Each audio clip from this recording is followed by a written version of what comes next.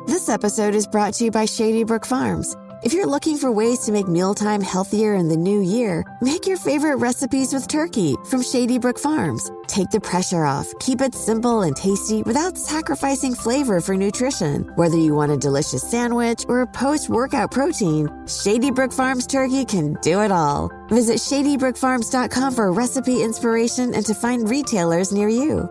Shady Brook Farms. Eat what you love. Listen to the 48 Hours podcast for shocking murder cases and compelling real-life dramas from one of television's most watched true crime shows. Go behind the scenes of each episode with award-winning CBS News correspondents and producers in Postmortem, a weekly deep dive. Listen to 48 Hours wherever you get your podcasts. This is Optimal Relationships Daily, episode 2048, A Mindful Eating Ritual by Melani Schweder of abrighterwild.com. Hello, everybody, and welcome to another Sunday bonus episode of ORD with me, Greg Audino. Once again, I am here in our weekly bonus episode to actually share the audio of a previously aired episode from another show on our network so that you can get some takeaways about things other than relationships and consider checking out all of what we have to offer here at Optimal Living Daily. This post comes from Optimal Health Daily, our health show. So without further ado, here is Dr. Neil to share the post and his commentary as we optimize your life. A Mindful Eating Ritual by Melani Schweder of abrighterwild.com. When it comes to food, many of us have a whole host of complicated feelings. In our culture, food has a lot of baggage, weighed down by moralistic judgments and addictive dynamics. We've all been separated into camps based upon our food choices, pitting us against each other in a battle over body image, weight, health, environmentalism, and other serious subjects. It's no wonder that so many people rush through their meals, trying not to think too much about what they're eating or where it came from. We have a very sad disconnect from our food and our mealtimes, and this only contributes to our feelings of emptiness. There will probably always be strong opinions about food in our society, but we can choose to what extent we will allow other people's food politics to affect our personal choices. Getting stuck in the moralistic mindset around eating not only deprives us from the joy and pleasure that is inherent to food, but it also takes us out of the present moment. And when we eat in a disassociated state, we lose touch with our signals of satiety. We often overeat or undereat. We reduce our ability to digest properly, and we may contribute to inflammation and stress within the body. Learning to eat mindfully is a practice, and one that isn't encouraged much these days. We leave little room in our lives for preparing and savoring food. We eat on the run. We eat in the car. We eat while distracted by our phones or computers or TV. We eat at our office desk. Collectively, we do anything and everything to avoid being fully present and connected with our food. But we can change that. Eating mindfully used to be the norm before the industrial age, before convenience and packaged foods, and before work became a priority. Much of our ancestors' time was devoted to food, gathering it, preparing it, cooking it, serving it, and savoring it. There were no distractions. Their digestion was likely strong and steady. They probably didn't have body image problems or extreme diets or fitness trends. They understood the beautiful, valuable life force that was available to them through their food, and they consumed it with gratitude. While we may never be able to recreate an ancestral meal exactly, we can practice rituals of mindful eating, and this may start a ripple effect, allowing us to see our food with new eyes. Mindful eating has many roots in the Buddhist tradition, and these types of rituals will help you develop your meditative skills and sensory abilities. This ritual will also help you release some negative beliefs or patterns around food. Materials needed for this ritual. 1. A simple piece of food that you really love. A piece of fruit, a piece of chocolate, or a cookie perhaps. 2. A quiet place to sit and savor. Instructions for this ritual. 1. Find a place for this ritual where you can sit down comfortably and won't be disturbed.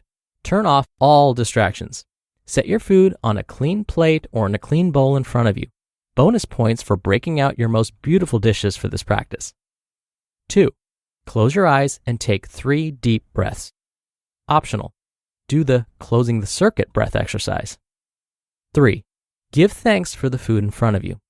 Think about where it came from and all the things that had to happen to get it to your plate today. Think about the sun, the rain, the soil, and all other resources it required to grow that food, and all the people who were part of the chain, bringing this food to you. You may express your gratitude silently or aloud. 4. With your eyes still closed, pick up the piece of food. Turn it over in your hands. Notice the texture and sensation. Make observations about the shape, the feel, and the size of that piece of food. 5. Open your eyes and take in the sight of your food. Really getting close here. Notice the tiny details on every inch of your food. Appreciate the structure, pattern, the color, and the beauty. 6. Next, bring it up to your nose. Inhale the scent of this food. Notice the subtle smells as you move it back and forth under your nose. 7. Next, you may cut, break, or otherwise prep your piece of food. Pay special attention to the sounds. Notice what it sounds like as it is being opened, sliced, or pulled apart.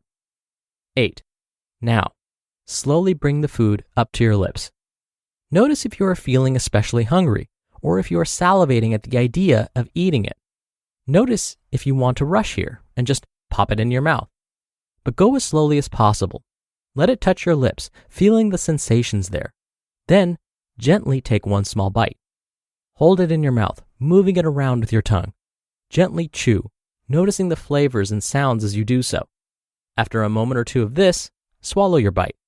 See if you can feel it travel down your esophagus and into your stomach.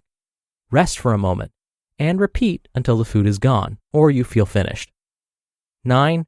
Clean up after your mindful eating ritual and wash your hands with intention.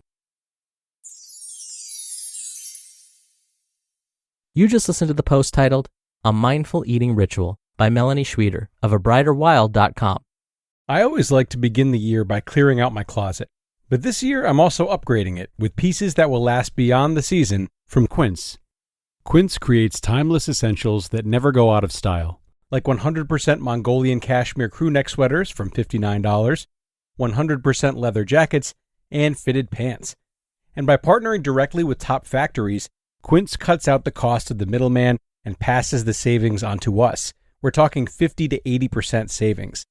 Plus, Quince only works with factories that use safe, ethical, and responsible manufacturing practices. My girlfriend and I are so happy with the rug that we got from Quince. They do offer home goods as well as clothes. As promised, it was definitely a great deal. It was one of many rugs they offer that have a really timeless look. And for me, you really can't put a price on items that are manufactured ethically. So, upgrade your closet with Quince. Go to quince.com/ORD for free shipping and 365-day returns on your order. That's QUINCE.com/ORD to get free shipping and 365-day returns. Quince.com/ORD. TIAA is on a mission. Why? Because 54% of Black Americans don't have enough savings to retire. So in collaboration with big-name artists like Wyclef Jean, TIAA released Paper Right, new music inspiring a new financial future. With 100% of streaming sales going to a nonprofit that teaches students how to invest. Stream Paper Right now and help close the gap. Dr. Neal here for my commentary. Dr. Walter Willett, a famous nutrition researcher at Harvard University School of Public Health, once said the following about Americans' eating behaviors. We run up to the trough, consume our food in under 15 minutes, and then run away. Basically, he's saying we are not mindful, and it's almost as if we see food as the enemy. It's the thing that prevents us from reaching our weight loss goals. It's such a hassle, it's time-consuming to prep it. I'm never eating the right things. So let's just get this over as quickly as possible. Now, Dr. Dean Ornish would likely agree with these statements.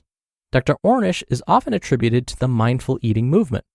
I was once asked here on the show about mindful eating resources that I could recommend. What I would say is look for articles authored by Dr. Ornish. In fact, here's what he thinks about diet and nutrition as a whole. Dr. Ornish was once quoted as saying, "How you eat is just as important as what you eat. And I think today's author, Melani, would wholeheartedly agree with this statement. Now, does this mean we can never be distracted when we eat? Do we need to panic on those days when we're running late to an appointment and had to wolf down a cereal bar while driving? No, not at all. But if we can do just a little better and try to be more mindful, even for just one meal or even one snack each day, we're on the right track. If we can follow Melani's mindful eating steps just once each day or just once this week, we just might make ourselves proud. All right, that'll do it for today. I'll be back here tomorrow as usual, so I'll see you there where your optimal life awaits.